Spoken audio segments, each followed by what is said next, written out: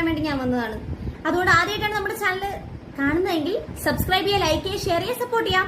അപ്പൊ green tea എങ്ങനെയാണ് അതിന്റെ ഗുണം നിലനിർത്തി നമുക്ക് എങ്ങനെയാണ് നന്നായിട്ട് പാകം ചെയ്യുന്നതെന്ന് ഞാൻ പറഞ്ഞുതരാം.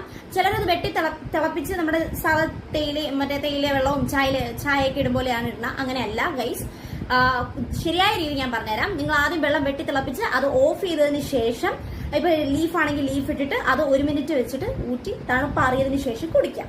ഓക്കെ, അത് കഴിഞ്ഞിട്ട് എന്താണ്, നിങ്ങൾ ബാഗാണ് ഉപയോഗിക്കുന്നതെങ്കിൽ ബാഗ് ഇതേപോലെ ഒരു കപ്പിൽ വെട്ടി തിളപ്പിച്ച വെള്ളം ഒരു കപ്പിലെടുത്തിട്ട് അതിൽ നമ്മളെ ഗ്രീൻ ടീ ബാഗ് ഇട്ട് 1 മിനിറ്റ് ശേഷം മാറ്റിയതിന് ശേഷം തണുപ്പായി എന്ന് ഉറപ്പ് വരുത്തിയിട്ട് കുടിക്കുക. ഇതാണ് കറക്റ്റായിട്ട് ഗ്രീൻ ടീ ഉണ്ടാക്കേണ്ട മെത്തേഡുകൾ. അപ്പൊ അടുത്ത വീഡിയോയിൽ ഗ്രീൻ ടീയുടെ ദോഷങ്ങൾ എന്തൊക്കെയാണ് അല്ലെങ്കിൽ ഗുണങ്ങൾ എന്തൊക്കെയാണ് നമുക്ക് ഡിസ്കസ് ചെയ്യാം. അപ്പോൾ തീർച്ചയായിട്ടും നമ്മളെ സപ്പോർട്ട് ചെയ്യാം. Bye bye.